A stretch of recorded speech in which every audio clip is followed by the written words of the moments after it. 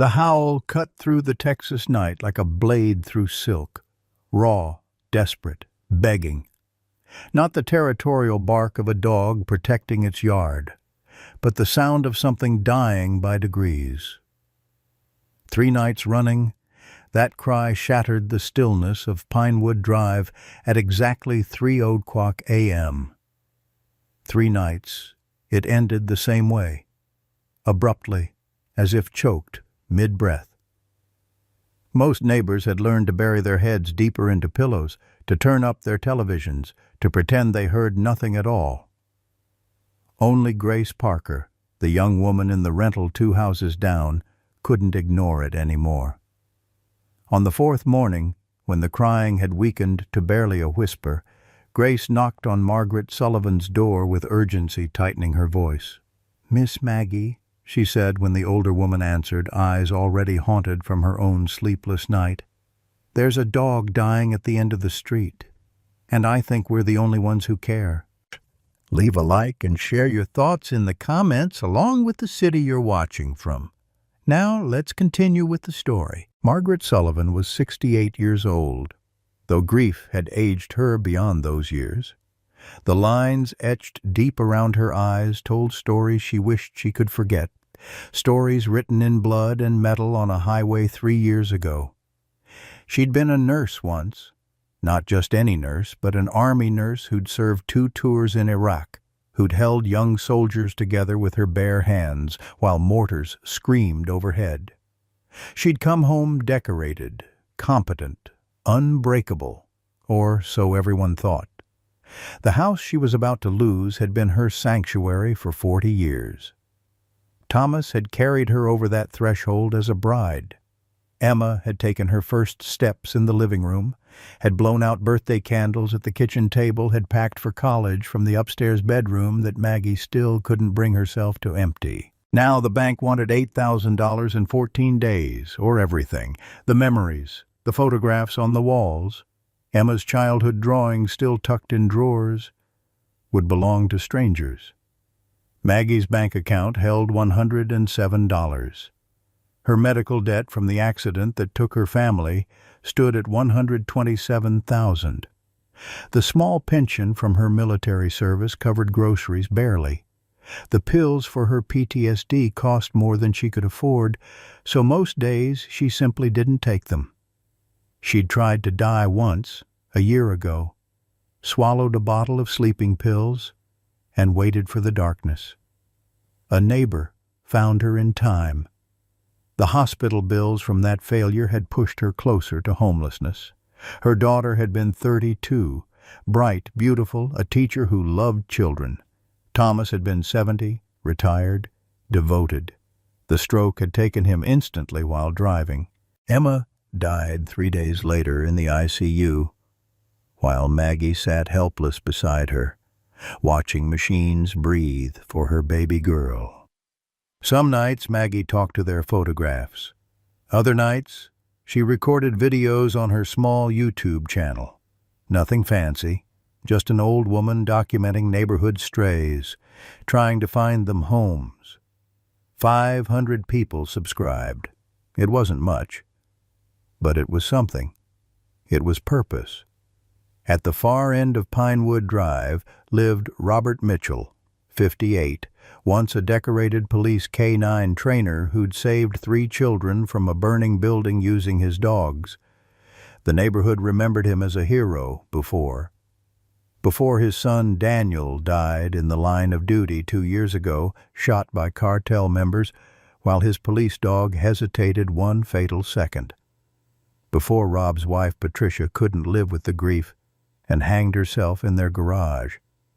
Before the department fired Rob for showing up drunk, for violence, for becoming someone no one recognized. Now Rob lived alone in a house that smelled like whiskey and rage, with a German shepherd he'd bought at a police auction 18 months ago. Neighbors heard things sometimes, shouting, thuds, a dog's yelp cut short. No one called the police. No one wanted to get involved. The dog had a name once, Justice. 4 years old, trained for the DEA, with a nose that had found $50 million in cartel drugs, the kind of dog that saved lives. Now he was just Ranger, and he was dying by degrees behind a locked garage door. Grace Parker provided the intelligence that morning with the efficiency of someone who'd done surveillance before. Rob Mitchell worked the evening shift at a warehouse across town, 6:30 to 11 most nights. The window was narrow but real. Animal control had been called 3 days ago. They were still processing the request, they'd said. Forms to fill out, procedures to follow. Maybe next week. Next week, the dog would be dead. Maggie stood in her kitchen, looking at the bolt cutters Grace had somehow produced, at the soft dog food and bottled water, at the blanket she'd pulled from her own bed. Her hands shook. She hadn't been on a mission since Iraq, hadn't broken a rule since she'd been a wild teenager sneaking out past curfew. But she'd been trained for this once. Reconnaissance, planning, execution. The muscle memory was still there, buried under years of civilian life and grief. "It's breaking the law," she said quietly. Grace met her eyes. "So is what he's doing to that dog." At 6:45 that evening, with the Texas sun beating down at 95 degrees, Maggie climbed the fence at the end of Pinewood Drive. Grace stayed at the corner with her phone, ready to call for help if needed, ready to document everything if it went wrong. Maggie's boots hit Rob Mitchell's overgrown yard with a soft thud. The grass was dead, brown, crunching under her feet. The house was dark, quiet. Empty beer cans littered the porch. A broken window on the second floor was patched with cardboard. The garage stood separate from the house, a squat structure with a padlocked door and no windows. Even from 10 feet away, the smell hit her. Feces, decay, infection, death. The same smell from field hospitals in Basra, from the accident scene where her family died, from every place where suffering had been allowed to fester. A faint whimper came from inside, barely audible, barely alive. Maggie's hands shook as she positioned the bolt cutters on the padlock. It took 3 tries before the lock gave way with a metallic snap that sounded too loud in the evening stillness. The door creaked open on rusted hinges. Darkness inside. A single shaft of dying sunlight cut through the doorway, illuminating dust motes and something else.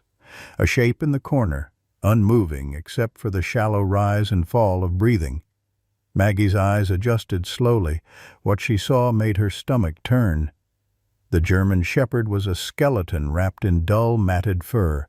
Ribs protruded like prison bars. Hip bones jutted at angles that looked broken. The dog's coat, which should have been thick and glossy, black and tan, was patchy and stained with old blood and waste. A metal choke collar dug into his neck so deeply the flesh around it had swollen and split, weeping infection. His left hind leg bent at an angle that spoke of old fractures healed wrong. Beneath the filth, she could see what remained of a faded vest, K9 unit in peeling letters. This had been somebody's partner once, somebody's pride. The dog's eyes opened, brown, deep, exhausted, and found her face. For a moment, they held nothing but fear. Then, something else. A flicker of desperate hope. Maggie crouched down, staying 10 feet back, and set the water bowl on the concrete floor. She slid it forward gently, then retreated. 5 minutes passed. The dog didn't move. Then thirst won over fear. He dragged himself forward, inches at a time, each movement clearly agonizing. When he reached the bowl, he drank like he'd been in a desert for days. Carefully, gently. Even in his desperation, there was discipline, training, control.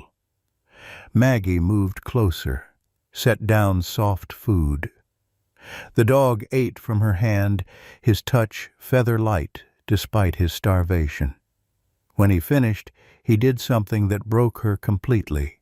He rested his head on her knee and looked up at her with those ancient, knowing eyes, as if to say, "I've been waiting for you," as if to say, "Thank you," as if to say, "Please don't leave me here." "Good boy," she whispered, running careful fingers over his scarred head. "You're such a good boy." That's when she saw the whip hanging on the wall behind him, the dried blood on the concrete in multiple spots, the empty bottles of sedatives in the corner, the bucket of stagnant water too far away for him to reach. This wasn't neglect. This was torture. Maggie took the bolt cutters to the collar embedded in his neck. The dog flinched but held still, trusting her. Blood welled up when the metal released. She wrapped him in her blanket, lifted all 55 pounds of him, and turned toward the door. That's when headlights swept into the driveway. Rob Mitchell's truck rumbled to a stop. The door opened. Heavy footsteps. "Hey! What the hell are you doing?" Maggie ran. Adrenaline carried Maggie over that fence with strength she didn't know she still possessed. The dog remained limp in her arms, trusting completely despite his terror. Grace's door was 50 yards away. Rob Mitchell's footsteps pounded behind her. She made it to Grace's porch as Rob reached the fence. Grace yanked the door open, pulled Maggie inside, slammed it shut, and threw the deadbolt. Rob's fist hammered against the wood. "That's my property. You're stealing my dog. I'll have you arrested." "Call 911, Grace said calmly, already dialing. Maggie collapsed onto the floor with the dog still wrapped in her blanket. He was shaking violently, eyes rolling white with fear at Rob's voice. She held him close, whispering reassurances while her own heart tried to break through her ribs. Detective William Cross arrived within 8 minutes, along with 2 patrol cars. By then, Rob had stopped pounding and stood on the lawn, swaying slightly, bourbon heavy on his breath when he spoke. The paperwork was straightforward. Rob presented a bill of sale from a police canine auction 18 months prior. Legal purchase, legal ownership. Maggie had entered his property without permission and removed his animal. Trespassing. Theft. She was arrested, processed, and released 2 hours later on her own recognizance. The dog, Ranger, Rob insisted, though the microchip would later tell a different story, was taken to the emergency veterinary clinic on the edge of town. Dr. Benjamin Hayes met them at the door at 9:30 that night. He was 52, efficient, well-regarded. He took one look at the German Shepherd and his professional composure cracked for just a moment. "Jesus Christ," he muttered, then caught himself.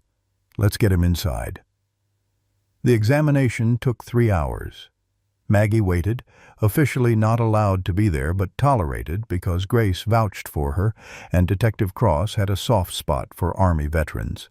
The list of injuries read like a war crime. 7 broken ribs in various stages of healing. The oldest fracture was perhaps 16 months old, the newest maybe 2 weeks. Left hind leg with a fractured tibia that had healed incorrectly, causing permanent misalignment. Severe malnutrition. The dog should weigh 85 to 90 pounds. He weighed 55. Critical dehydration. Another day, maybe 2, and his organs would have begun shutting down. Infected neck wound from the embedded collar, showing signs of sepsis. Chemical burns and injection marks along his hindquarters. Old sedative bottles found at the scene suggested repeated forced drugging. The dog's microchip told another story entirely.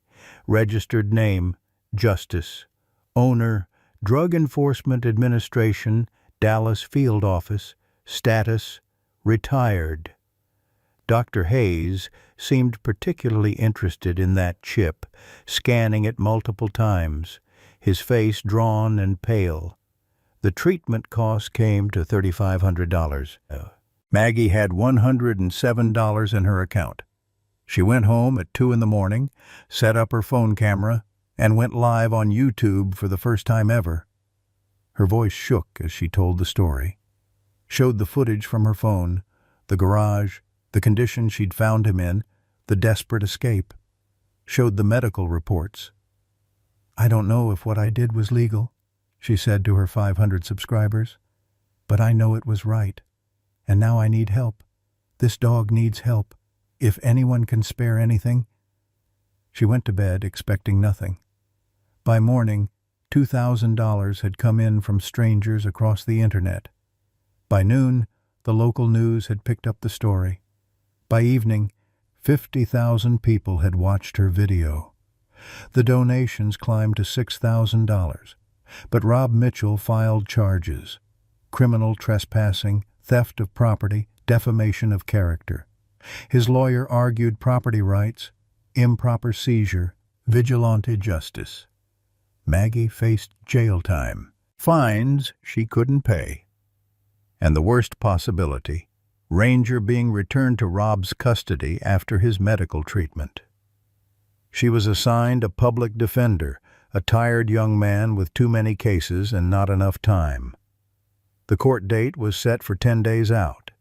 Detective Cross obtained a search warrant for Rob's garage. The evidence he collected, the whip, the blood-stained concrete, the deplorable conditions, was damning. But Rob's lawyer had a response for everything. The dog required discipline. Rob was a trained canine handler. The injuries were old, from before Rob's ownership. The conditions were temporary. Rob had been meaning to clean.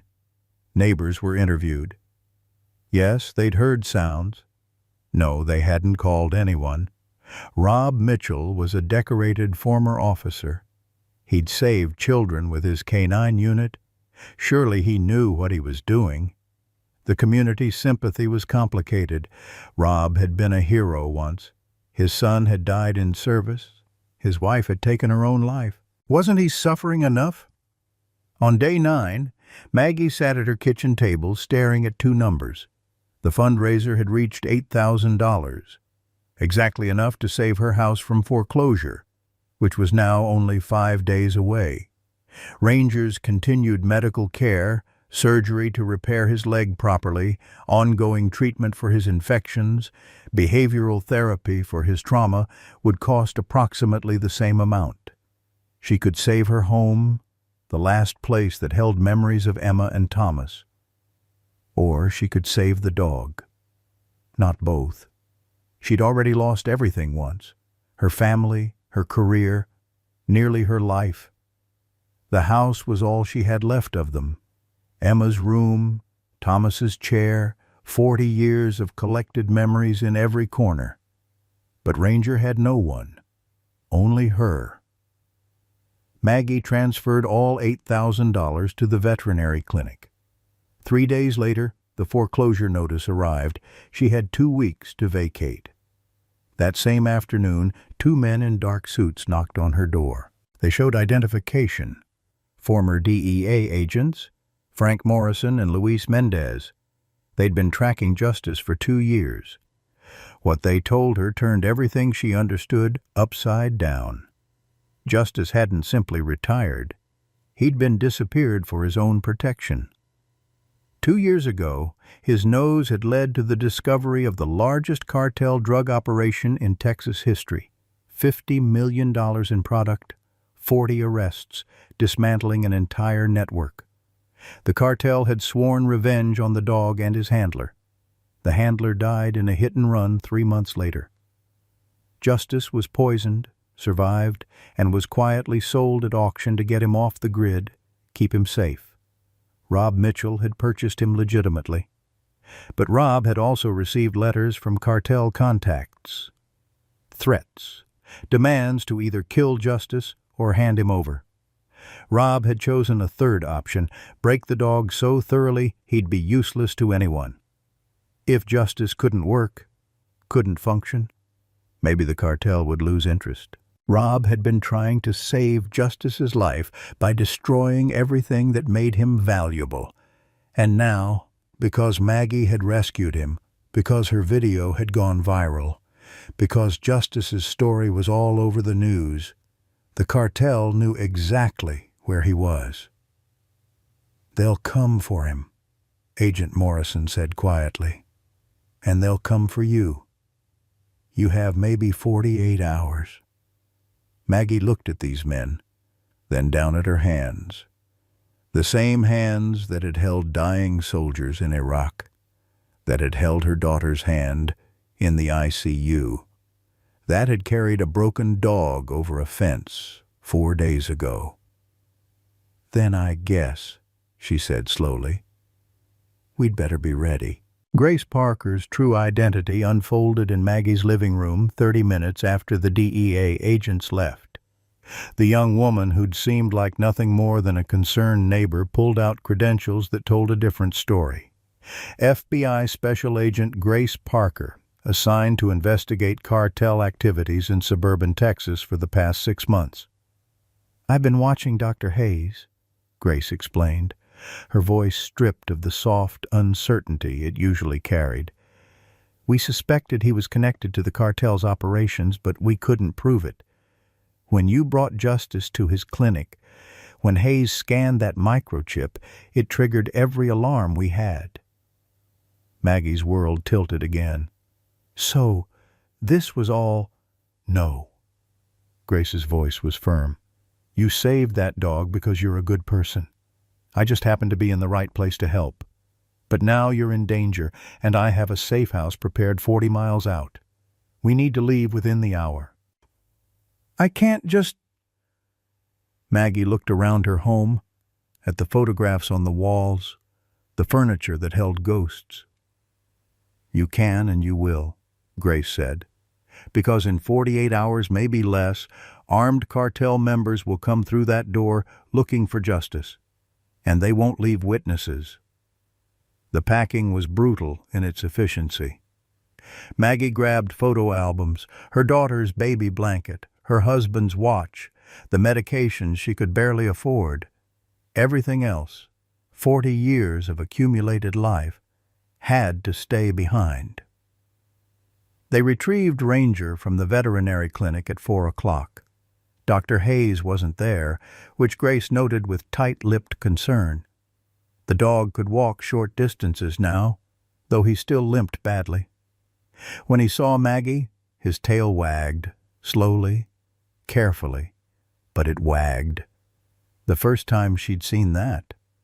The safe house was an old farmhouse surrounded by empty fields, the kind of place where you could see someone coming from miles away. FBI surveillance equipment hummed in corners.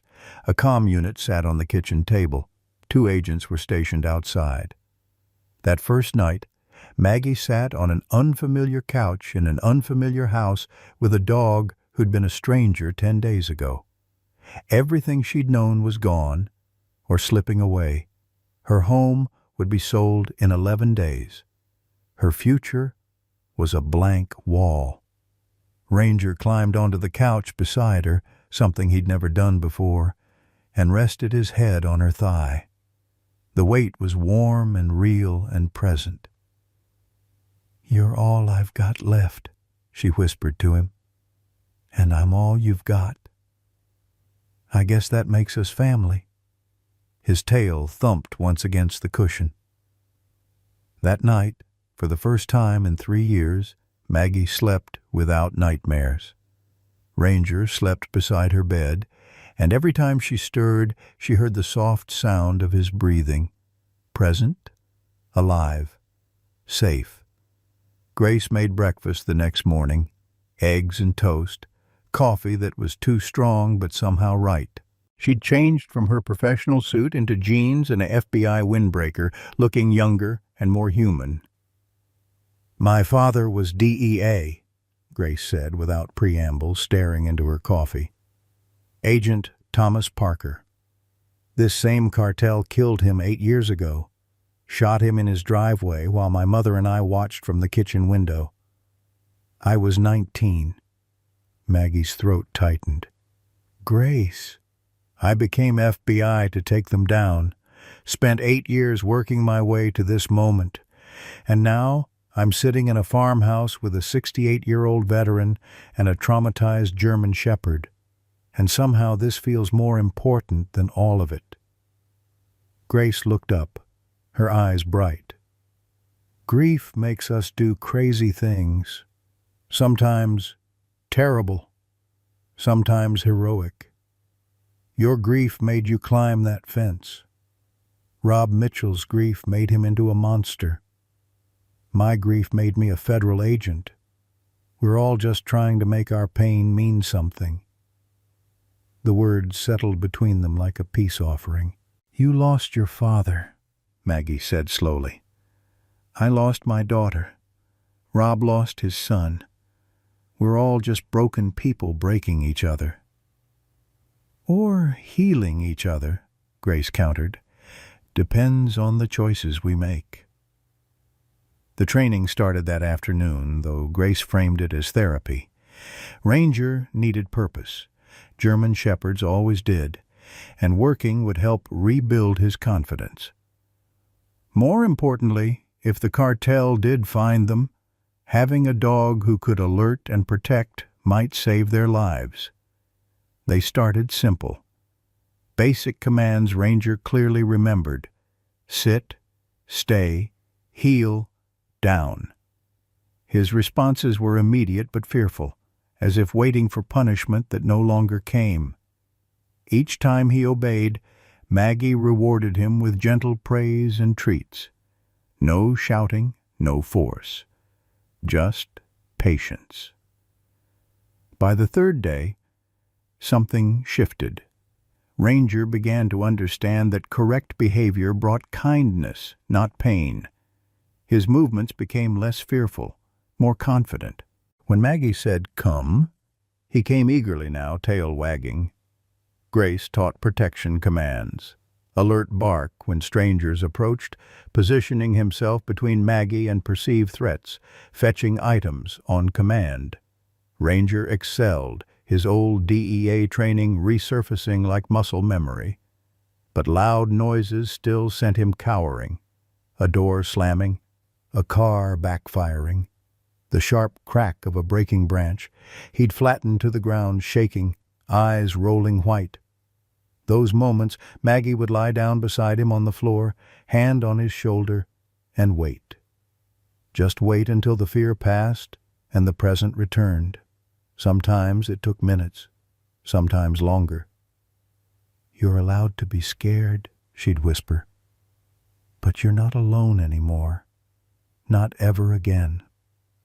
The physical changes were remarkable. With regular meals and clean water, Ranger gained 10 pounds in 5 days. His coat began to shine. The infection in his neck healed. He moved with less pain. Maggie was changing too. She slept better. Ate more. The constant gray fog that had surrounded her since the accident lifted slightly. Having purpose, keeping this dog alive, keeping them both alive, gave her a reason to wake up each morning. But on the 5th day, reality intruded with a phone call from the bank. Ms. Sullivan, this is your final notice. The foreclosure sale is scheduled for 6 days from now. If you wish to retain your property, you must pay the full amount by close of business Friday. Maggie looked at her bank balance. The YouTube fundraiser had brought in $12,000 total. She'd spent $8,000 on Ranger's medical care. The remaining $4,000 wouldn't cover half of what she owed. Her home, Emma's home, would be sold to strangers. Everything inside it that couldn't be moved would be auctioned off. The room where her daughter had dreamed and grown and lived would belong to someone else. She sat on the farmhouse porch and cried. Not delicate tears, but wrenching sobs that came from somewhere deep and broken. Ranger came to her, pushed his head under her hand, and made a sound, not quite a whine, but something softer. Concern. I'm sorry, she told him through her tears. I'm supposed to be strong for you, and I can't even... He licked the tears from her face, gentle, deliberate. Then he did something extraordinary. He picked up her medication bottle from inside the house and brought it to her. He'd been watching, learning her routines, understanding that when she cried, she sometimes needed these pills. The intelligence in those brown eyes was staggering. "You're taking care of me now," she whispered. "Aren't you, boy?" His tail wagged. That evening, Grace found her still on the porch. "I heard about the house. I'm sorry." "I've already lost everything," Maggie said flatly. "What's one more thing?" "You haven't lost him." Grace nodded toward Ranger, who lay at Maggie's feet like a guardian. "And you haven't lost yourself. Those are the things that matter." But Maggie could only think about Emma's room being dismantled, her daughter's childhood erased by strangers' hands. The cartel found them on the 6th day. FBI surveillance detected a vehicle circling the area at dawn. The license plate traced back to a rental car, false identification, burner credit card. All the hallmarks of professional criminals. "We have to move," Grace announced. "Now." They packed in 15 minutes. Ranger sensed the urgency, staying close to Maggie's side, alert and ready. His training was kicking in fully now. He understood danger, even if he couldn't smell it yet. The secondary location was a small motel 60 miles away, the Lone Star Motor Lodge in a town called Elmwood. Single story, easy to defend, local police cooperative. They left at noon, Grace driving, Maggie in the passenger seat, Ranger in the back. The rural highway stretched empty ahead of them. For the first 5 miles, everything was fine. Then a dark SUV appeared in the rear-view mirror, closing fast. "Hold on," Grace said, her voice gone cold and professional. Her foot hit the accelerator. The FBI vehicle surged forward. The SUV matched their speed. Through the rear window, Maggie could see 2 men in the front seats. The passenger was lifting something. "Get down!" Grace shouted. Maggie threw herself across the console. Ranger stayed low in the back seat, trained for tactical situations even after everything he'd endured. No shots came. Too public, too risky. But the SUV pulled alongside, trying to force them off the road. Grace handled the vehicle like she'd done this before, probably had, using defensive driving techniques that sent them skidding around curves at dangerous speeds. The chase lasted 12 minutes. Grace's backup arrived, 3 FBI vehicles converging from different directions, and the SUV broke off, disappearing down a side road before anyone could get close enough for a plate number. They reached the motel shaking and alive. 4 FBI agents established a perimeter. Grace checked them into room 12, windows facing the parking lot, only one door, defensible. Maggie sat on the bed with Ranger pressed against her leg, his body tense and ready. "They found us once," Maggie said. "They'll find us again." "I know." Grace's face was grim. "The trial's been moved up 2 days from now. If we can get Justice's evidence admitted, if we can get the cartel leadership arrested, this ends. And if we can't survive 2 days?" Grace didn't answer. She didn't need to. That night, Maggie couldn't sleep despite her exhaustion. Every sound was a threat. Every car in the parking lot was a potential killer. Ranger seemed to sense her fear because he climbed onto the bed, something he'd never done before, and lay across her legs. The weight was grounding. Real. At 3 a.m, she whispered into the darkness, "I couldn't save my family. If I can't save you, I don't know how I'll survive it." Ranger lifted his head and looked at her with those impossibly wise eyes. Then he rested his chin on her chest, directly over her heart. The message was clear. You're not alone. The knock came at 10 the next morning. Not FBI, not Grace. "It's Detective Cross," the voice called through the door. "I have someone with me who wants to talk." Grace checked through the peephole, hand on her weapon. Then she opened the door slowly. Detective Cross stood there in his rumpled suit.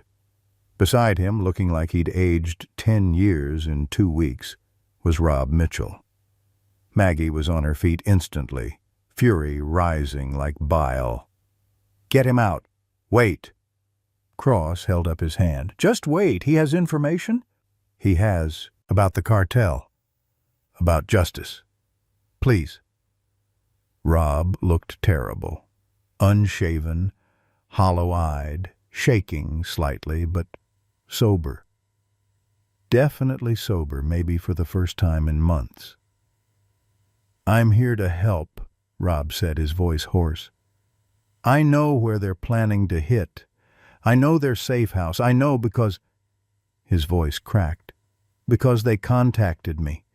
Paid me $10,000 to keep justice, to keep him broken so he'd be useless to them." The confession hung in the air like smoke. "You took money to torture him?" Maggie's voice was lethal. "I took money to keep him alive." Rob's composure shattered. "They said kill him or give him up. I couldn't. I thought if I made him worthless, if he couldn't work anymore, they'd leave him alone. I thought I was protecting him by destroying everything that made him valuable. But I was wrong. I was so goddamn wrong." Maggie wanted to hit him, wanted to scream, wanted to make him feel even a fraction of the pain he'd caused. But Grace stepped between them. "Do you have proof? Of the cartel contacts?" Rob pulled out his phone, showed threatening text messages, photos of cash transfers, addresses of safe houses. "I kept everything. Evidence.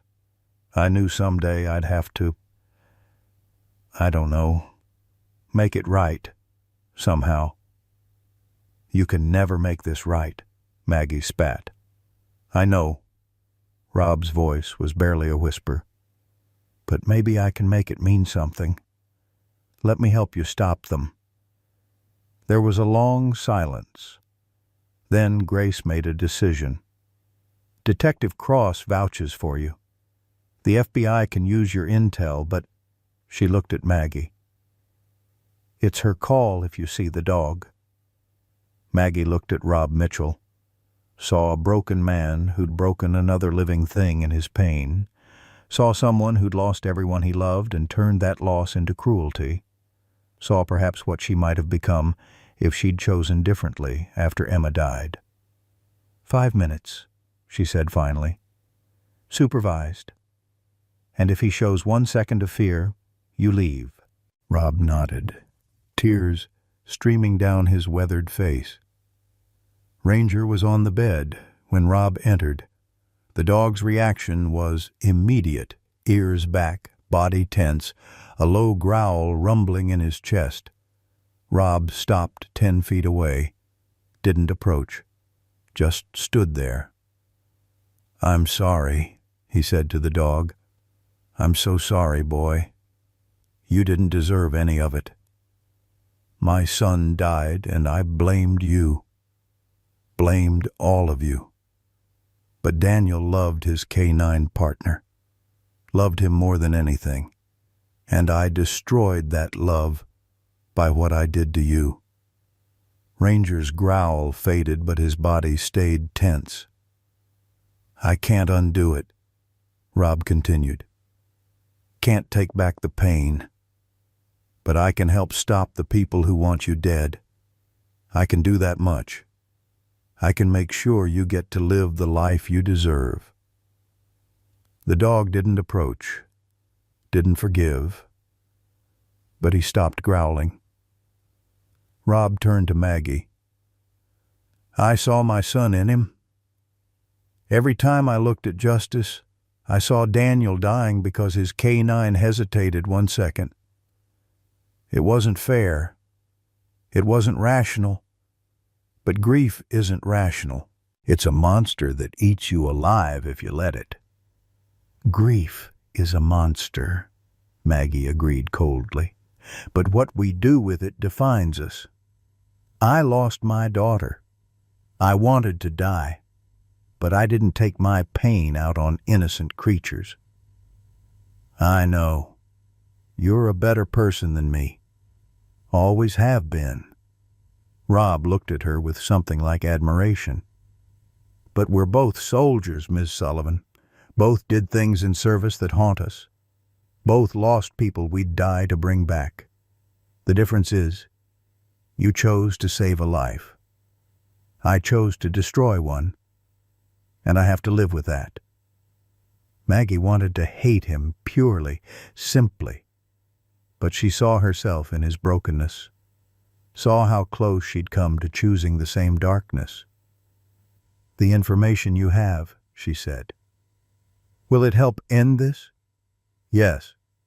The FBI is planning a raid for tomorrow morning. I'm going with them. I can identify the key players, know the building layout. Rob's jaw tightened. I might not come back from it. But if justice survives, if you survive, that's enough. After Rob left with Detective Cross, after the FBI had the intel they needed, Maggie sat alone with Ranger in the motel room. Grace was coordinating with her team. The raid would happen at dawn. He's not a good man, Maggie told the dog. But he's trying to be at the end. Does that count for anything? Ranger looked at her with those eyes that had seen the worst of humanity and somehow still chose trust. Maybe, those eyes seemed to say. Maybe redemption is possible even for monsters. Maggie thought about her own attempted suicide a year ago, about the darkness she'd lived in, about how close she'd come to giving up entirely. You saved me, she whispered to Ranger, just like I saved you. We saved each other. The dog rested his head on her lap. Outside, the Texas sun was setting. Tomorrow, the cartel would be confronted. Tomorrow, everything would either end or begin.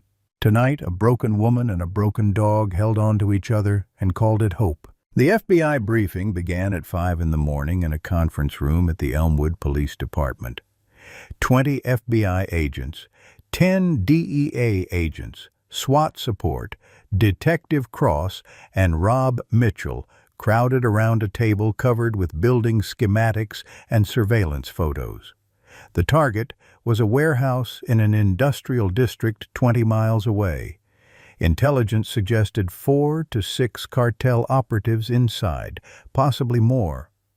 The objective was arrest, seizure of weapons and evidence, and protection of witnesses, namely Maggie and Ranger.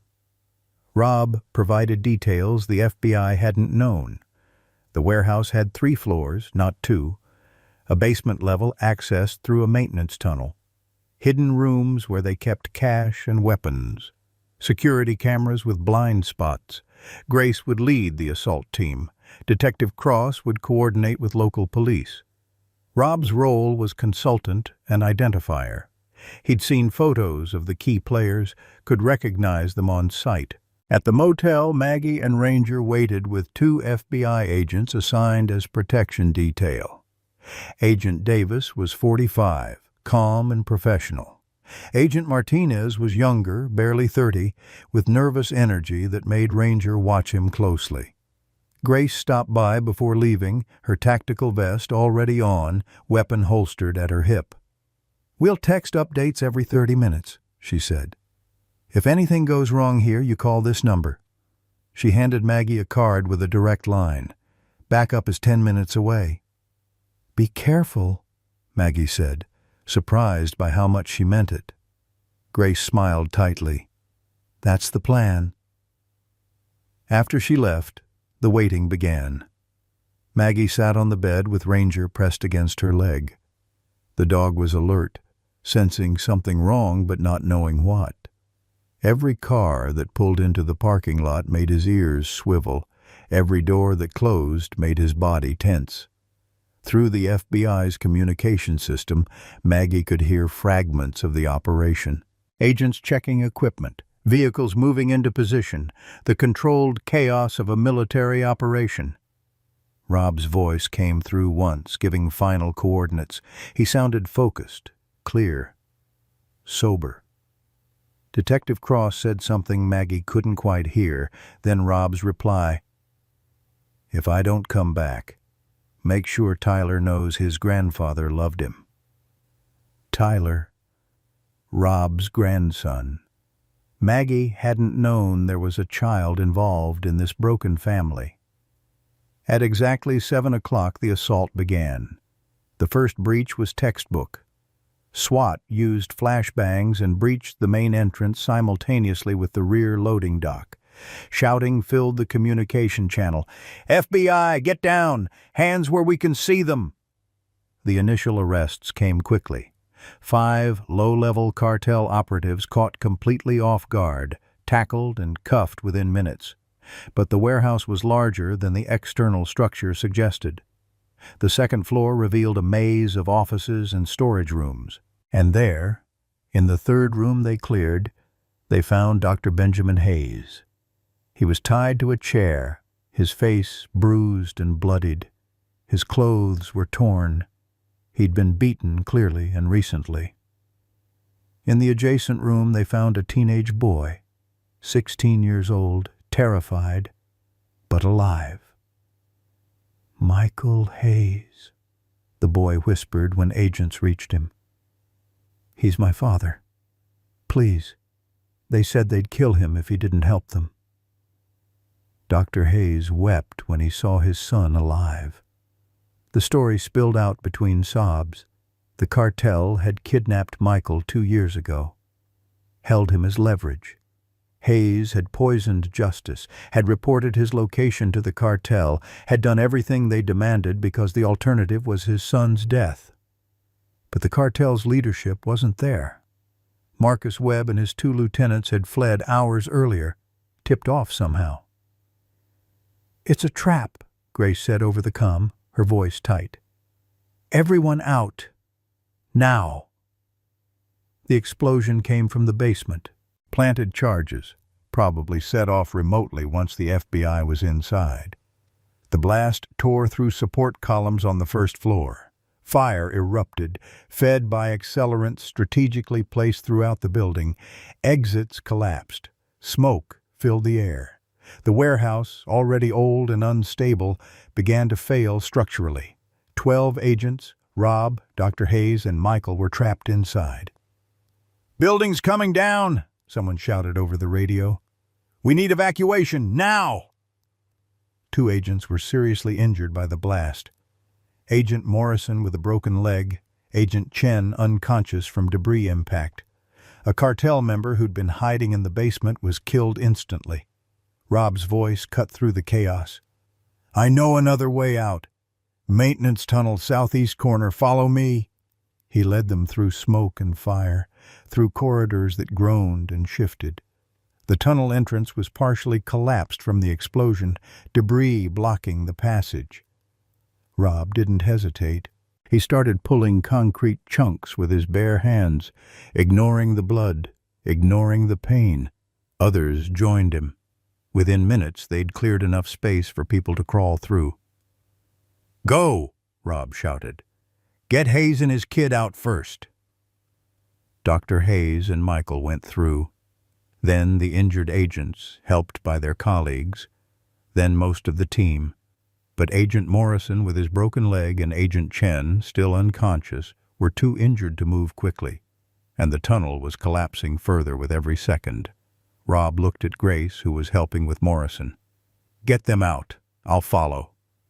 Grace knew what he was really saying. There wasn't time for all of them. "Mitchell, go!" Rob grabbed Morrison under the arms, started dragging him toward the tunnel entrance. Another agent took Chen. The building gave a massive groan. Support beams were failing. Rob pushed Morrison through the tunnel opening, then Chen.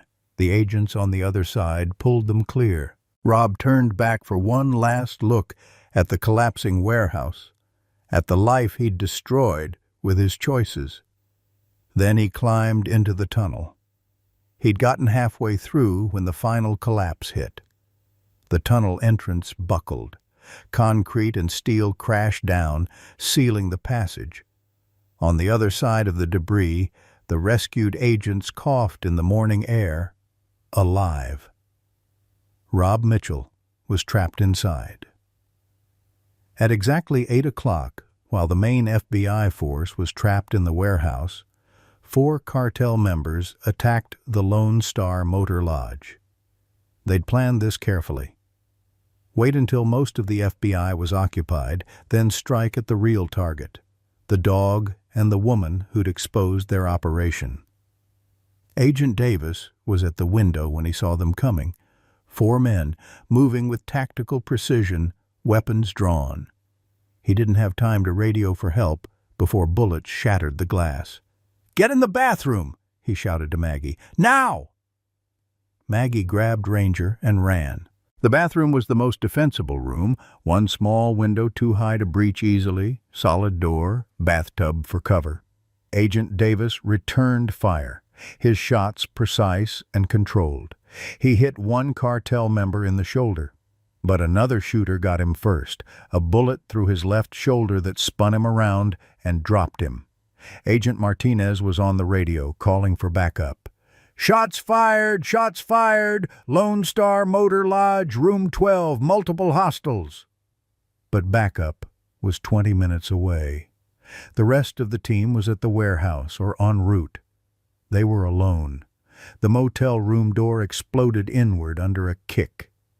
2 cartel members entered, weapons raised. Agent Martinez stepped out from behind the bed and fired. One cartel member went down. The other returned fire, bullets tearing through the cheap furniture. Martinez took a hit to the leg. He went down hard, weapons skittering across the floor. In the bathroom, Maggie heard it all. Heard the gunfire, the shouting, the sound of people dying. She'd heard these sounds before in Iraq, in field hospitals where young soldiers bled out in her hands.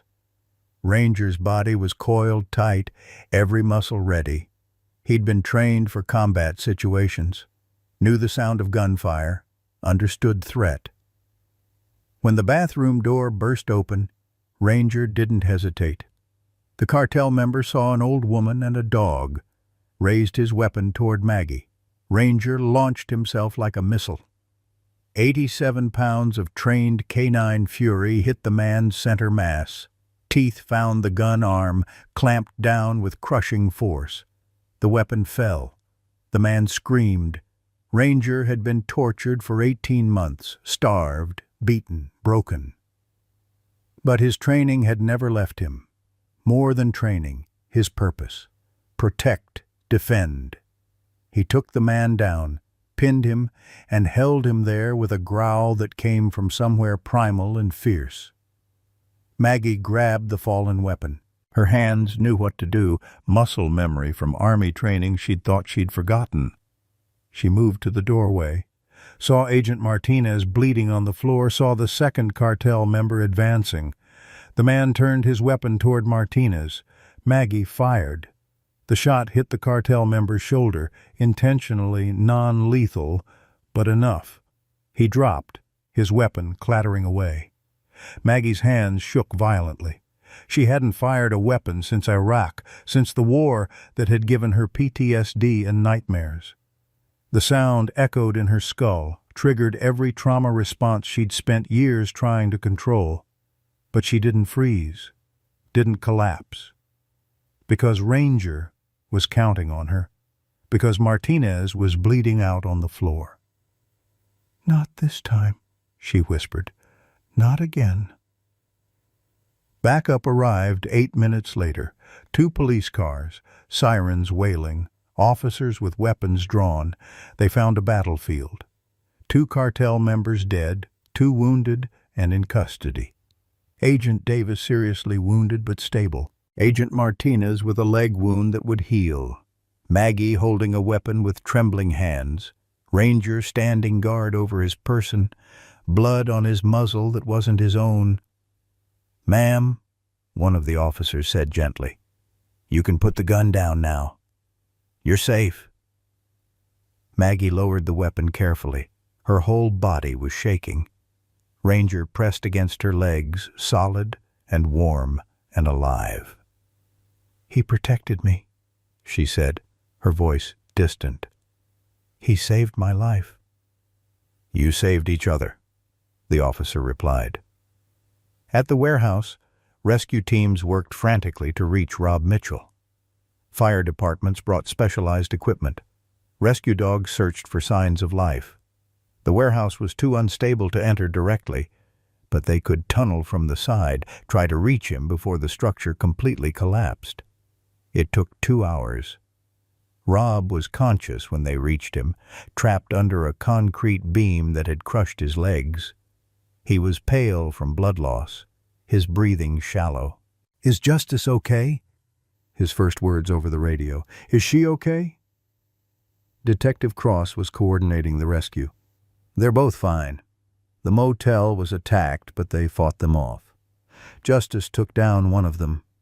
He's a hero." Rob's laugh was weak and wet. "Always was. I just forgot for a while." They patched a phone connection through so Maggie could talk to him. She took the call sitting in the back of an ambulance, Ranger's head on her lap. "Ms. Sullivan?" Rob's voice was faint. "I'm sorry. For all of it. I know sorry isn't enough, but—" "You gave them the intel," Maggie interrupted. "You helped stop them. That counts for something." "Is Justice really okay?" "He's right here. He defended me today. He's everything you said he'd never be. Brave, loyal, good." "He was always those things." Rob coughed, the sound rattling. "I just couldn't see it through my hate. My son Daniel loved his canine partner, loved dogs more than anything. And I dishonored that love by what I did." "Rob," Maggie didn't know what to say. "There's a boy, Tyler, my grandson. He's 12, been living with me since his mother went to rehab. He witnessed some of what I did, carries guilt he shouldn't carry." Rob's breathing grew more labored. "If something happens to me, could you look after him? Make sure he knows his grandfather wasn't always a monster?" Maggie thought of Emma, of the daughter she couldn't save, of Tyler, a boy who'd watched his grandfather become a villain. "I'll look after him," she promised. "Thank you." Rob was quiet for a moment. "Tell Justice. Tell him I'm sorry. Tell him he was always a good boy. I just forgot how to be a good man." The building gave its final warning then, a deep, groaning crack that echoed across the site. "Everyone back," the rescue coordinator shouted. "Structure's failing." Rob heard it over the radio, knew what it meant. "Tell Tyler his grandpa loved him," he said, his voice fading. "Tell him I died trying to do something right." "Rob, they're going to get you out." "We both know that's not true." Another wet cough. "I destroyed something beautiful because I was in pain, but you saved it. You brought him back. That's the difference between us." "Rob." The line went dead. 3 minutes later, the warehouse collapsed completely. The final structural failure sent thousands of tons of concrete and steel cascading down. The rescue teams barely had time to retreat. When the dust settled, there was nothing left but rubble. Rob Mitchell's body was recovered 2 days later. He'd been 43 years old at death, 58 in the pain he carried. A decorated officer, a grieving father, a man who'd let his trauma turn him into something he'd once sworn to fight. Maggie received the news in the FBI safe house. She'd expected to feel relief, maybe satisfaction. Instead, she felt only sadness. "He chose to save people at the end," she told Ranger, who'd stayed pressed against her side since the motel attack. "That has to count for something, doesn't it?" Ranger's brown eyes held no judgment, only the wisdom of a creature who'd been hurt deeply and chosen forgiveness anyway. "Yeah," Maggie whispered. "I guess it does." The casualty report came in pieces over the next 12 hours. Rob Mitchell, dead. Agent Chen, who'd been pulled from the warehouse unconscious, died from internal injuries before reaching the hospital. 3 cartel members killed, 1 in the explosion, 2 at the motel. 7 low-level operatives arrested. But Marcus Webb and his top lieutenants had escaped. The cartel leadership was still out there, still a threat, still hunting. The mission was a tactical success and a strategic failure. Dr. Benjamin Hayes confessed from his hospital bed, under guard, his face still swollen from the beating he'd endured. The story spilled out in fragments. 2 years as an unwilling informant, his son held hostage, the impossible choice between his child's life and his conscience. He'd been the one who poisoned Justice 2 years ago when the dog was still working DEA operations. The cartel had paid him $50,000 and promised Michael's safety. When that failed and Justice survived, Hayes had been living in terror ever since, waiting for them to demand more. When Maggie brought Justice to his clinic, Hayes had recognized him immediately, had scanned the microchip knowing it would alert the cartel, had reported the dog's location because the alternative was his son's death. "I'm not asking for forgiveness," Hayes told the FBI agents interviewing him.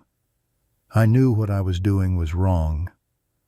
But if you had a child and someone held a gun to their head, you'd understand. You'd do anything, become anything." He was charged with attempted murder, conspiracy, racketeering. His medical license was permanently revoked. He faced 20 years in federal prison. His son Michael was placed with an aunt in Oklahoma, traumatized but alive. By afternoon, the story had gone national. Elderly veteran saves canine hero, exposes drug cartel, ran on every major news outlet. Maggie's YouTube channel exploded from 500 subscribers to 2 million in 24 hours. Donations flooded in. $50,000, $100,000. By evening, $200,000 had been raised for Maggie and Ranger's care. News crews descended on Elmwood. FBI agents had to establish a perimeter around the safe house to keep reporters away. Everyone wanted the story, wanted interviews, wanted photos of the woman and the dog who'd taken on a cartel and won. But Maggie felt like she'd lost everything. The call came at 5 that evening from Child Protective Services. Tyler Mitchell, 12 years old, was in their custody. His mother was in a residential rehab facility, 3 months into a 6-month program. His father was unknown. His grandfather, his only remaining guardian, was dead. The state was prepared to place Tyler in foster care unless a relative or interested party stepped forward for temporary guardianship. "Mr. Mitchell left a letter," the social worker explained. "He requested that if anything happened to him, custody be offered to you first. I know it's unusual, but given the circumstances, send him here," Maggie heard herself say. "I'll take temporary guardianship." She had no idea how to care for a child. She was 68 years old, homeless in 2 days, suffering from PTSD, barely capable of caring for herself and a traumatized dog. But Rob had asked, and she'd promised. Tyler arrived at 6 o'clock with a social worker named Mrs. Chen, no relation to the fallen agent. He was small for 12, with dark hair and haunted eyes that reminded Maggie painfully of Emma at that age. He carried one backpack containing everything he owned. He stopped when he saw Ranger on the couch. "Is that—" His voice cracked. "Is that the dog Grandpa hurt?" Maggie nodded, watching his face carefully. Tyler's composure shattered. He dropped to his knees and began sobbing, deep, wrenching cries that came from somewhere broken and guilty. "I'm so sorry," he gasped. "I saw him do it. I heard the dog crying and I didn't tell anyone. I should have called someone. I should have helped. I'm so sorry." Ranger's ears swiveled toward the sound of distress. He lifted his head, studying this crying child with those impossibly wise eyes. Then he climbed off the couch and walked over. Tyler froze, terror replacing grief. "He's going to—" Ranger sniffed Tyler's face. Gentle, curious. Then he licked the tears from the boy's cheeks and sat down beside him, leaning his weight against Tyler's shoulder. The message was clear. "You're forgiven. You were a child. It wasn't your fault." Tyler wrapped his arms around Ranger's neck and cried harder. The dog sat patiently, providing the physical comfort the boy so desperately needed. Maggie watched with tears streaming down her own face. This dog who'd been tortured, who had every reason to fear and hate, was choosing compassion, was choosing to heal rather than hurt. "You're safe here," Maggie told Tyler quietly. "Both of you are safe." The social worker approved the temporary guardianship, 30 days initially, with reviews every 2 weeks. The FBI provided housing stipend and security. Grace helped coordinate the paperwork, but there was still the matter of Maggie's home. The foreclosure was finalized the next morning. Bank representatives arrived at the house Maggie had lived in for 40 years and began the process of seizure. Everything inside that couldn't be immediately removed would be auctioned off within the week. Grace's mother, bless her, had gone to the house before the bank arrived. She'd rescued what she could: photo albums, Emma's teddy bear, Thomas's watch, a box of letters, but everything else was gone. Emma's room with its pale purple walls and glow-in-the-dark stars. Thomas's chair by the window, where he'd read the newspaper every morning. The kitchen table, where they'd shared 10,000 meals. The porch where Emma had learned to ride a bike. 40 years of accumulated life, memory, love, auctioned off to the highest bidder. Maggie received the news while sitting in the safe house living room, Tyler doing homework at the table, Ranger on the floor between them. She didn't cry. She'd run out of tears, just sat there feeling hollow. "I've lost everything," she said to no one in particular. "My husband, my daughter, my home. Every physical piece of them is gone now. Like they never existed at all." Tyler looked up from his homework. "You saved Ranger, and you saved me. That's not nothing." His words were so earnest, so desperate to comfort, that Maggie nearly broke down again. "You're right," she managed. "You're absolutely right." But that night, alone in the bedroom of this temporary safe house, she held Emma's teddy bear, worn and patched and smelling faintly still of her daughter, and grieved for the home that was gone, for the life that had been stolen, for the woman she'd been before loss taught her what it meant to survive. Ranger pushed open the door. He'd learned to open handles, and climbed onto the bed, pressed his warm weight against her side, stayed there until the tears stopped and exhaustion dragged her into sleep.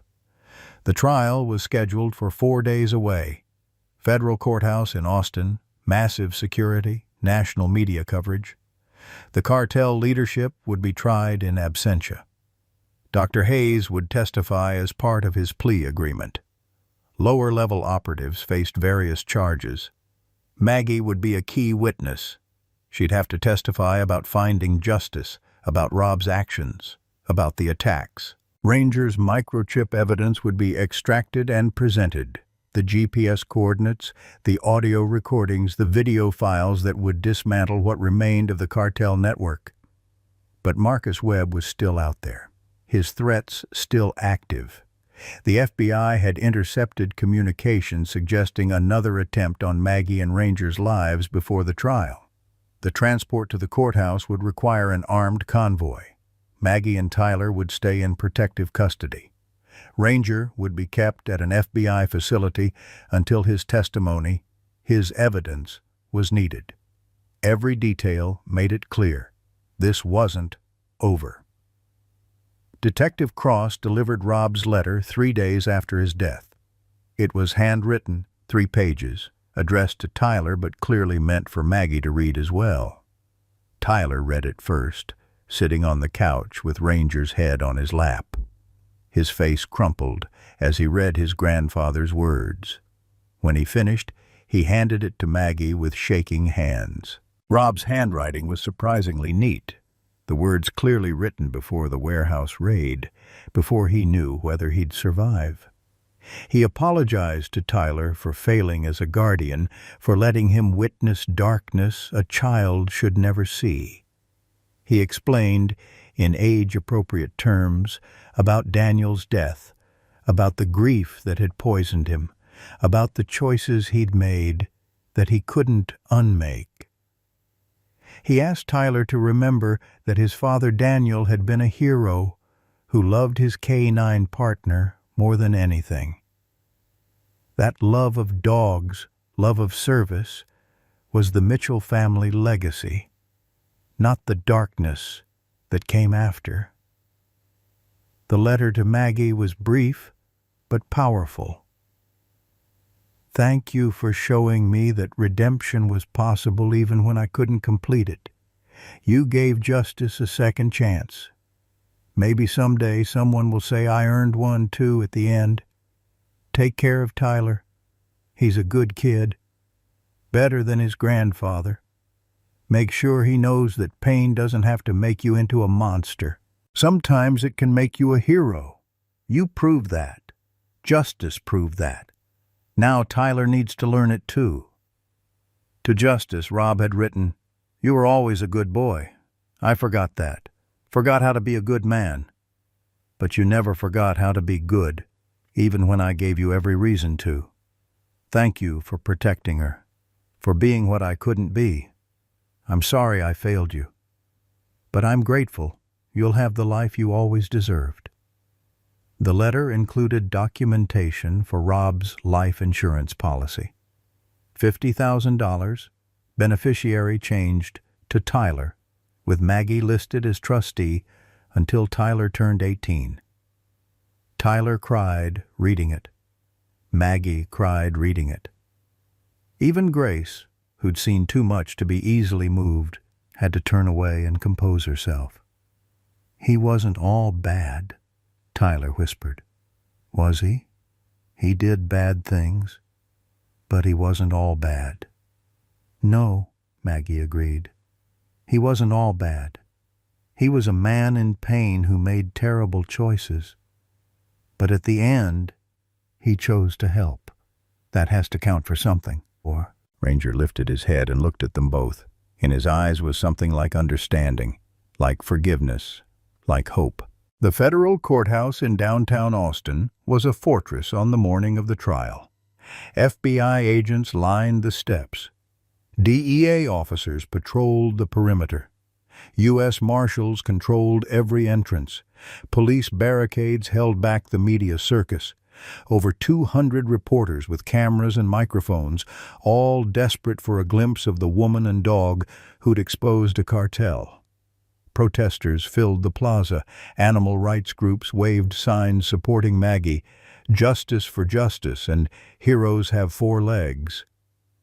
A smaller counter-protest argued property rights, though their enthusiasm had waned considerably after the details of Rob's abuse became public. Tyler and Ranger stayed at the FBI safe house, too dangerous to bring them into a building that would be an obvious target. Grace remained with them, her weapon never far from reach.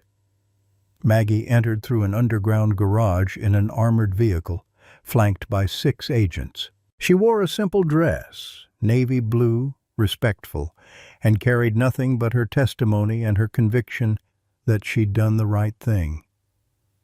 The courtroom was packed. Federal Judge Eleanor Hartman presided, a woman in her 60s with steel-gray hair and a reputation for fairness. The prosecution table was crowded with federal attorneys. The defense table represented the cartel operatives in custody, and, symbolically, the leadership being tried in absentia. The charges were extensive: racketeering, drug trafficking, conspiracy to commit murder, weapons violations, witness intimidation. The defendants included 7 low-level cartel operatives, and, in their absence, Marcus Webb and his lieutenants. Dr. Benjamin Hayes would testify later as part of his plea agreement, his shame and cooperation bought with the promise of a reduced sentence. But Maggie was the opening witness, the one who'd started everything by climbing a fence and refusing to look away. The prosecution attorney, a sharp woman named Rebecca Ortiz, walked Maggie through the timeline methodically. How she'd heard the dog crying for 3 nights. How Grace had alerted her to the situation. How animal control had failed to respond in time. "And what did you see when you entered Mr. Mitchell's garage?" Ortiz asked. Maggie's voice was steady despite the memories. "A German shepherd who was dying. He weighed 55 pounds, should have been closer to 90. His ribs were showing through his skin. He had a metal collar embedded in his neck that was infected. His left leg was bent at an angle that wasn't natural. There was blood on the floor, a whip on the wall, and the smell." She paused. The smell of a creature who'd been left to suffer in his own waste. The courtroom was silent. "What was the dog's demeanor when you approached?" "Terrified, but hopeful. He was scared of me initially. But when I gave him water, when I spoke gently, he chose to trust. Despite everything done to him, he chose trust." The defense attorney, a man named Richard Walsh, challenged her during cross-examination. "Ms. Sullivan, you entered Mr. Mitchell's property without permission, correct?" "Yes." "You broke a lock to access his garage?" "Yes." "You took his dog without authorization?" "I saved a dying animal from torture." Maggie's voice hardened. "There's a difference." "Is there? Or did you simply decide that your judgment superseded the law and property rights?" "I decided that a living creature suffering didn't have 3 to 5 days for the proper channels to process paperwork. I decided that sometimes doing the right thing means breaking the wrong rule." Walsh pressed on, trying to paint her as a vigilante, questioning her mental health, bringing up her PTSD and previous suicide attempt. But Maggie didn't falter. "My pain doesn't make his suffering less real," she said firmly. "My trauma doesn't erase his trauma. And my choice to act instead of standing by while a creature died is one I'd make again." Attorney Ortiz asked the question that mattered most. "Ms. Sullivan, why did you risk arrest, prosecution, potentially jail time to save this dog?" Maggie was quiet for a long moment. When she spoke, her voice carried the weight of 3 years of grief. 3 years ago, I couldn't save my daughter. I was driving behind them when the accident happened. I watched my husband have a stroke, watched the car drift into oncoming traffic, watched it all unfold and couldn't stop it. I spent 3 years living with that helplessness. So, when I heard that dog crying, when I saw a chance to actually save someone, I couldn't—" her voice broke. "I couldn't stand by again. If we don't help when we can, what's the point of surviving?" The courtroom was absolutely still. Several jurors wiped their eyes. Even Judge Hartman looked moved. At 4 o'clock, the prosecution's technical expert took the stand. Agent Sarah Kim from the DEA's Digital Forensics Division had spent 2 days extracting data from Justice's microchip, a specialized device that held far more than a typical pet identification chip. What she revealed made national headlines within the hour. The microchip contained GPS coordinates for 12 cartel safehouses, audio recordings spanning 40 hours of surveillance from Justice's time in the field, video files from his body camera showing drug operations, cartel meetings, and murders, encrypted files with over 200 names of cartel members, associates, and corrupt officials. But the most damning evidence was a recording from 2 years ago, a conversation between cartel leadership discussing the hit on Justice. Marcus Webb's voice came through speakers in the courtroom, cold and methodical. "The dog found our Dallas operation, cost us $50 million and 40 arrests. We take out the dog and his handler, make it look like accidents." Another voice. "Hayes confirms he can poison the dog during routine vet check. We pay him $50,000. We keep his kids safe. Everyone wins." Webb. "And the handler?" "Already arranged. Hit and run, tomorrow night." The courtroom erupted. Judge Hartman called for order, but the damage was done. But there was more. Another recording, this one from 3 weeks before Daniel Mitchell's death. "The son, Daniel Mitchell, his K9 is causing problems. Different dog, but same unit. We need to send a message. Take him out? Make it look like the dog failed him. Kill the cop, leave the dog alive. Shows everyone their precious K9 units can't protect them." The truth crystallized with horrible clarity. Daniel Mitchell's death hadn't been bad luck or a dog's hesitation. It had been a calculated assassination designed to destroy faith in the K9 program. Rob Mitchell had spent 2 years blaming Justice for a death he had nothing to do with, had tortured an innocent animal because grief had poisoned his ability to see truth. The tragic irony was suffocating. Rob had received threatening letters demanding he kill Justice or hand him over. He'd chosen a third option: break Justice so completely the dog would be worthless to the cartel. Rob thought he was protecting Justice by destroying everything that made him valuable. Instead, he'd become the very monster the cartel wanted him to be. The courtroom was still processing this revelation when, at 5 o'clock during a brief recess, gunfire erupted outside. Marcus Webb had decided he had nothing left to lose. His team, 4 men, heavily armed, attempted to breach the courthouse through the south entrance. Their objective was clear: kill Maggie Sullivan, destroy the microchip evidence, eliminate the witnesses who could dismantle what remained of their organization. But federal buildings don't fall easily. The security response was immediate and overwhelming. FBI agents, U.S. Marshals, and SWAT converged on the attackers. The firefight lasted 20 minutes. 20 minutes of chaos and screaming, of bullets ricocheting off marble columns, of innocent people diving for cover. Inside the courtroom, Maggie was rushed to a protected room by 3 agents who surrounded her with their bodies. She could hear the gunfire, feel the building shake with concussion grenades, and all she could think was, "Tyler and Ranger, please let them be safe." 2 cartel members were killed in the exchange. 3 surrendered when it became clear they were outgunned and surrounded. Marcus Webb was captured alive, tackled by 4 FBI agents as he tried to retreat to his vehicle. They found a detailed plan on him, photos of Maggie, Tyler, and Ranger, each marked as a target. $1 million in cash intended as bounty payments for anyone who killed them. They also found something else: communications showing Webb had ordered the hits on over 30 law enforcement officers and their families over the past 5 years.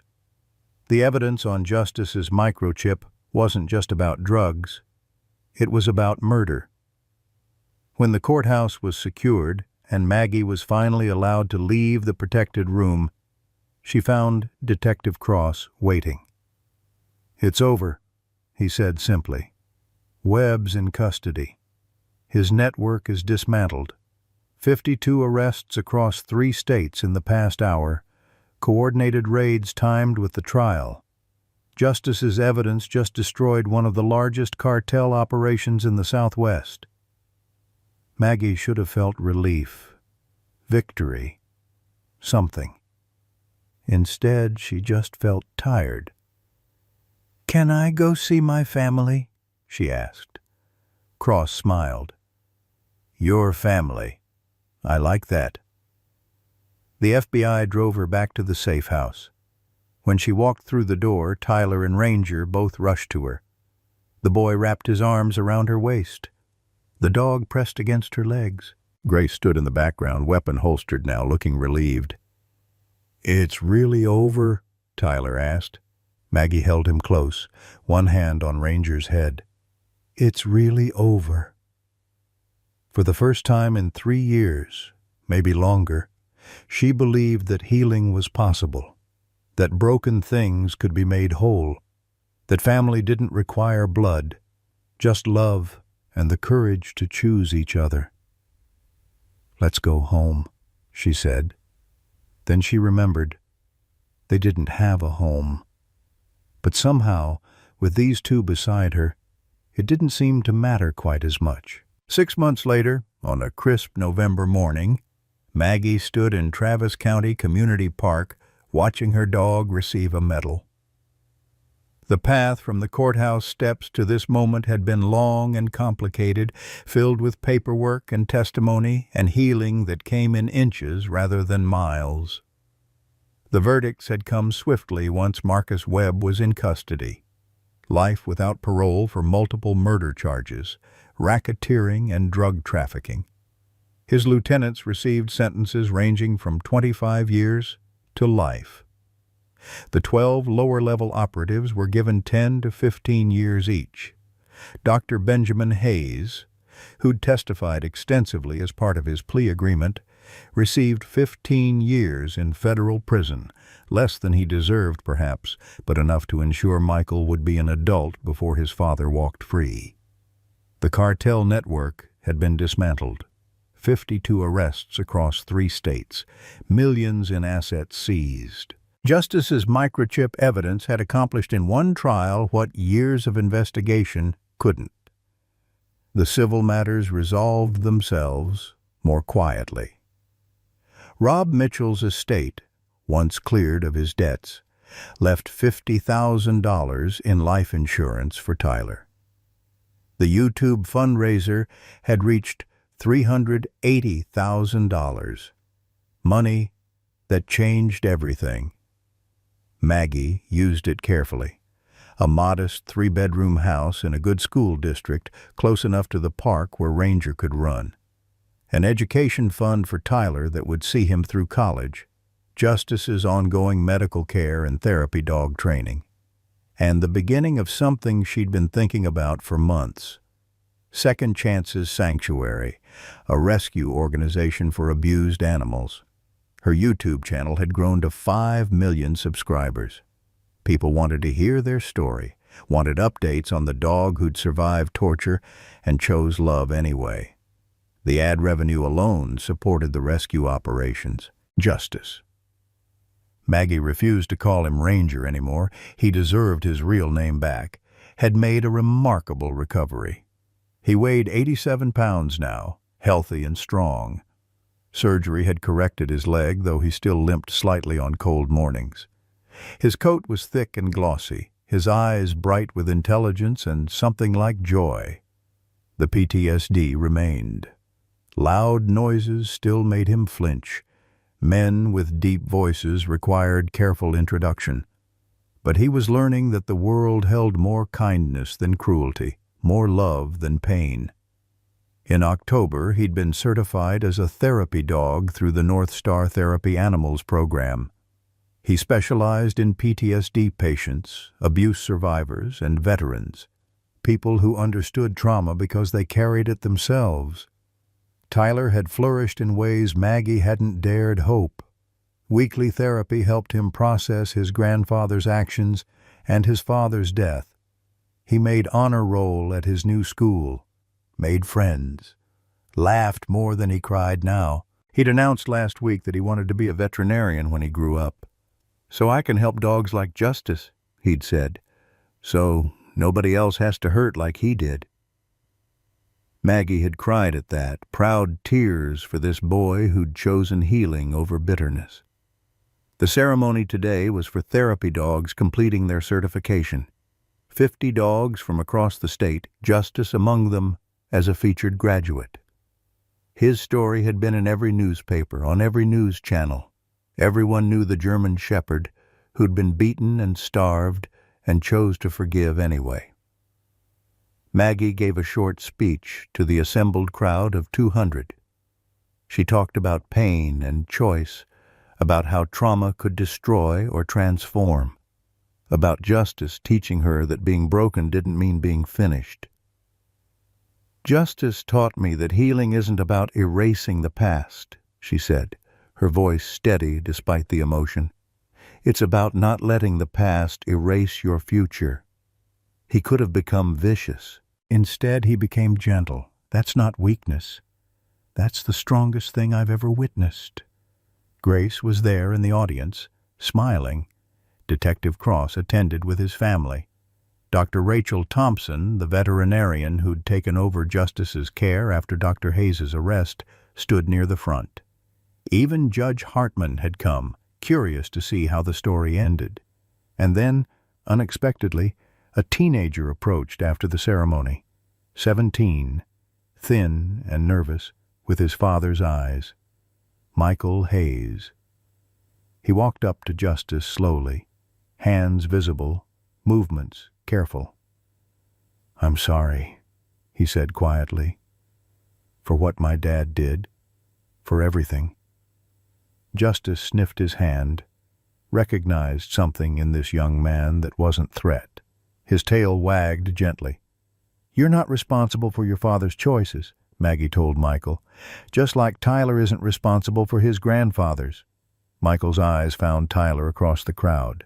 Two boys connected by the sins of their fathers, both learning to forgive themselves for things they never did. Later, as the sun began to set and the crowd dispersed, Grace appeared at Maggie's side with a small bundle of fur in her arms. "Found him behind a dumpster this morning," Grace said. 8 weeks old, German shepherd. Someone threw him away like trash." The puppy whimpered, tiny and scared and alone. Maggie looked at Justice, who'd approached to investigate. The big dog sniffed the puppy carefully, then lay down, making himself small and non-threatening. The puppy crawled closer, seeking warmth. Justice looked up at Maggie with those wise brown eyes, then gently licked the puppy's head. "Can we help him?" Tyler asked, appearing beside her. "Can we save one more?" Maggie thought about the woman she'd been 6 months ago, suicidal, hopeless, convinced her life was over. Thought about the dog who'd been tortured and broken. Thought about the boy who'd carried guilt that wasn't his to carry. They'd all been thrown away by circumstances and cruelty. They'd all found each other in the wreckage. "There's always room for one more," she said. Tyler named the puppy Hope. That evening, Maggie sat on her porch in her house, surrounded by her chosen family. Tyler did homework at the outdoor table. Justice lay at her feet, Hope curled against his side, learning from the dog who'd survived hell and chose to be gentle. Grace stopped by with dinner. Detective Cross called to check in. Life continued, ordinary and extraordinary all at once. Maggie looked at the sunset painting the Texas sky in shades of gold and pink, at the boy who called her Aunt Maggie now, at the dogs who'd taught her what it meant to survive with Grace. She'd lost her daughter, her husband, her home. Every plan she'd made for her life had been destroyed by circumstances beyond her control. But she'd gained something, too. Purpose. family. A reason to wake up each morning that wasn't just obligation, but joy. Justice raised his head and looked at her, and in his eyes she saw everything they'd been through together. The garage, the rescue, the terror, and the triumph. The choice to heal instead of harden. "We made it," she whispered to him. "Against every odd, we made it." His tail thumped against the porch, a sound like a heartbeat, like hope, like home. Sometimes life takes everything from us, the people we love, the homes we built, the future we planned. We wake up feeling invisible, wondering if our best days are behind us, if we still matter in a world that seems to have moved on without us. Maggie Sullivan was 68, alone and ready to give up. She'd lost her daughter, her husband, her home. She felt like a burden, like her life had no purpose left. But then she heard a cry in the darkness, not a call for help from another person, but from a broken dog who'd been thrown away just like she felt. In that moment, she had to choose. Stay safe and let another living thing die, or risk everything for one more chance to matter. What she discovered changed both their lives forever.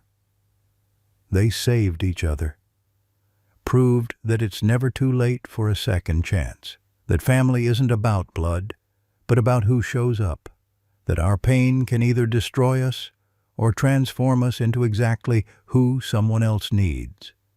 The question is, which will you choose? Have you ever saved something only to realize it saved you back? What would you risk everything for if you knew it mattered?